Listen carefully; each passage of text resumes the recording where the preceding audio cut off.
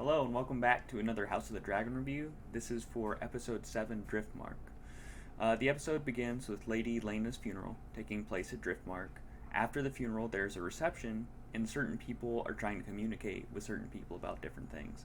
But a lot of glances are exchanged, so we don't actually get stuff explicitly listed, but I just compiled a list of things that occur. Rhaenyra's son, Jacaerys, is told to go comfort his cousins, Rhaenyra and Baela, because they're the children of Laena, obviously. Helena, who's the sister of Aegon and Aemon, basically is doing something. She's talking about the future, as we've seen before. She can predict the future, and Aemon says that he wouldn't mind marrying her to keep their bloodline pure, but Aegon is appalled by the idea of marrying his sister. And kind of this is the first clue in the episode that Aemon is, politically savvy already, even though he's much younger. So I think whenever they do the next time jump, Aemon's going to be shown as being the one who's taking initiative and doing things, as opposed to his brother, who's just been shown as a drunk and a failure up to this point. Larys, in the situation, is continually staring at Alicent, almost like he wants something or wants to address something, and that is addressed later on. Lucerys Velaryon, so he's the second son of Rhaenyra, is told by Corlys, that one day he will inherit Driftmark. But what he says back is he doesn't want to inherit Driftmark because that means everybody else will be dead. Aemon and Jace kind of stare at each other across a fire, and pretty much that is foreshadowing for what happens later in the episode, which we'll get to.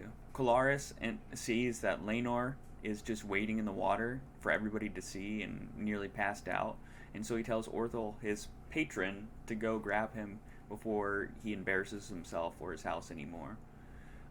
Viserys actually talks to Daemon, and he wants to invite him to return to King's Landing, but Daemon claims he has everything he already needs.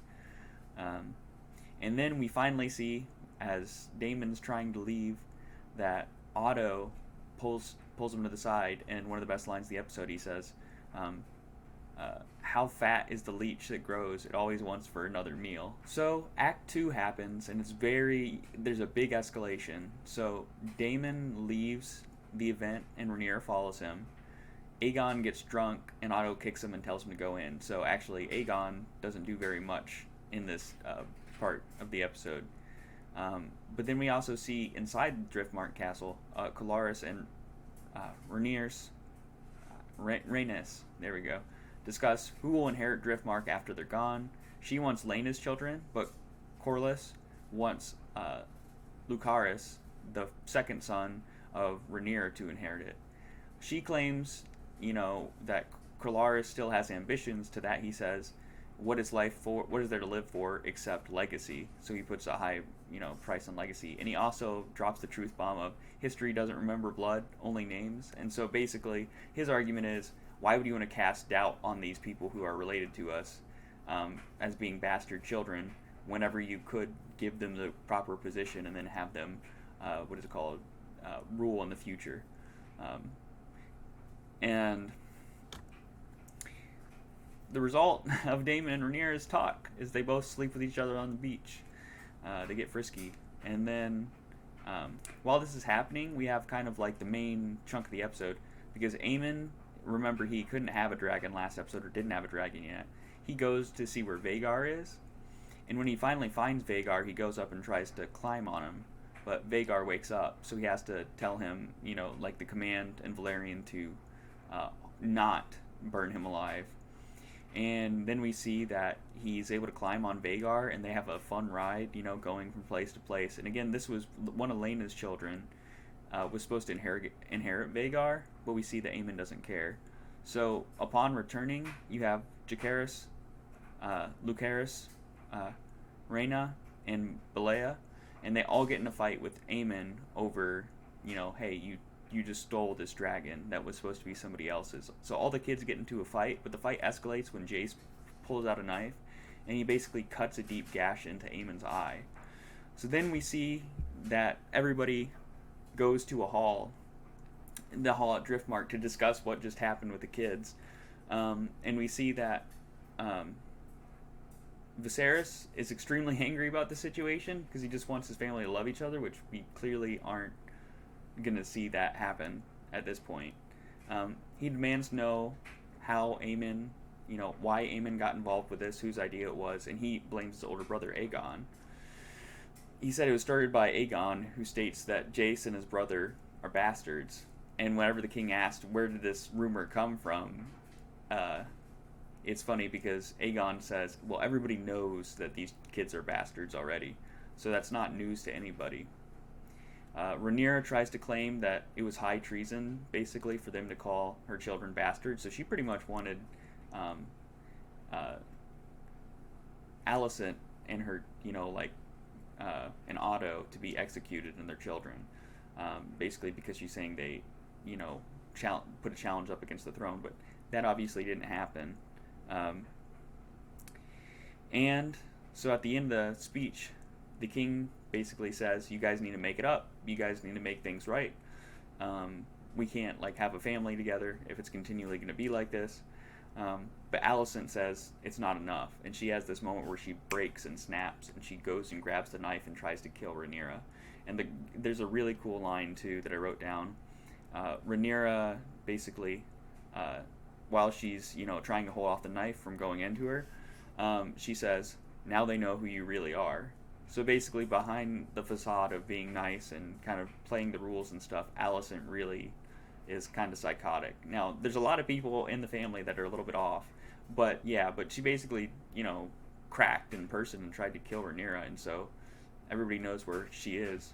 The scene closes with Aemon being a boss again. He basically says he was claiming it was a fair deal to trade his eye for the dragon, which, when you consider Vhagar's the biggest dragon in Westeros at this time, I think that's a pretty good deal for losing an eye. But in the next time jump, I'm really looking forward to what Aemon's going to be doing and look like. So then we just have the ending of the episode. Afterwards, Otto goes to Alicent's, room and says, hey, you have tenacity. You can get ugly whenever you need to. And the Game of Thrones is ugly. This is a quote. The game we play is ugly. Now I see you have the determination to win it. So while Alicent, kind of was participating in everything, now she basically, Otto saying, hey, you're ready. If you stick by me, then we're going to get, your children on the Iron Throne. In the end, the Greens left for King's Landing along with their new dragon, Vhagar, and Rhaenyra and Daemon hatch a plan to kill Laenor so that they can get married. And we're not sure if it was their idea to just get Laenor put on a ship and shipped out, or if that was just something Daemon did, but they loop in his companion, Othniel, and Daemon kills the servant and puts the body in the fire so that everybody thinks that Laenor died, but really Laenor was in a ship going out to sea to a larger boat to go to Driftmark to fight. And basically now Rhaenyra and Laenor are able to get married without there being too much suspicion.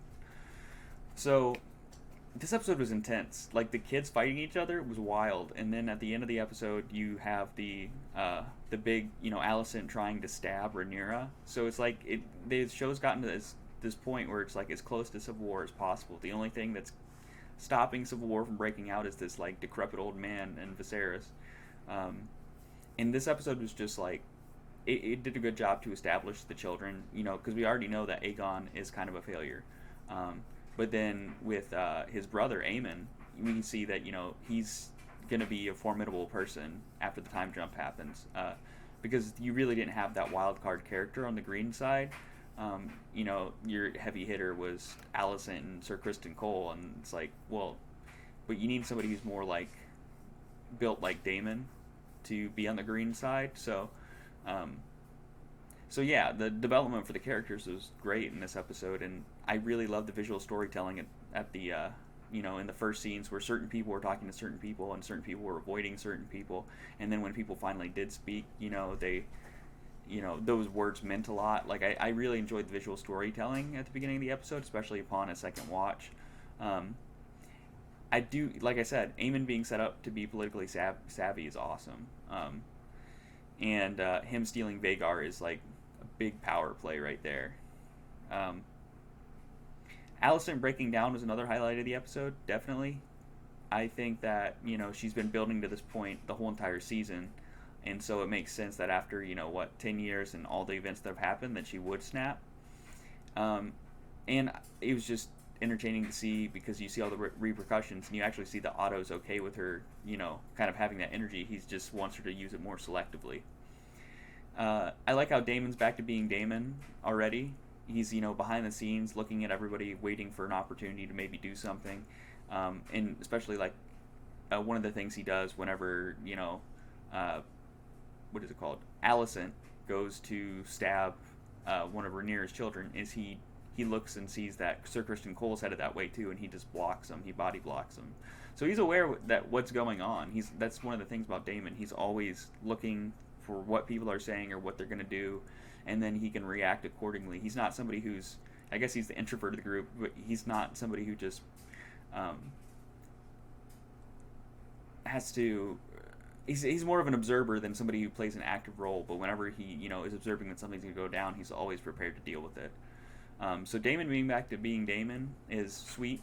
The kid fight was intense actually because you have all these kids beating each other up, but when the knife came out, I was like, crap, is somebody gonna die? And I think that it's cool that a kid fight can be that dramatic and that intense, but with their parents being the twats that they are, it makes sense that the kids are brats. The only thing I didn't like about this episode was it was super dark. All the nighttime scenes were super dark. It wasn't like Long Night bad, but it just wasn't.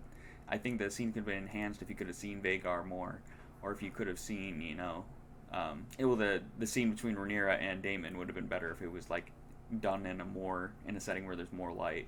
So this episode was phenomenal, though. I mean, I'm completely sold on Aemon as character, so I'd give this episode a 9 out of 10. I love the, that he stole Vhagar. I love that they're talking about, that Driftmark, like that was a good conversation. Like Driftmark is going to go to the next person in line, not necessarily the person who has the proper blood or is in the proper bloodline. And I like I said, I just enjoyed like all the politics behind the scene that are going on, and I enjoy when that bleeds over into like, okay, I'm going to stab you, So it's clearly reached a breaking point. The Greens and the Blacks are going to be fighting soon. But it's just cool because you can see their sides forming, you can see who's going to be working with who, and then you can see the people who want to tap out but can't quite tap out. So this is going to be an awesome second half of the season. Maybe we'll get some dragon fights, maybe we'll just get more political intrigue, but either way, I'm definitely down for more episodes of this show because it's really phenomenal.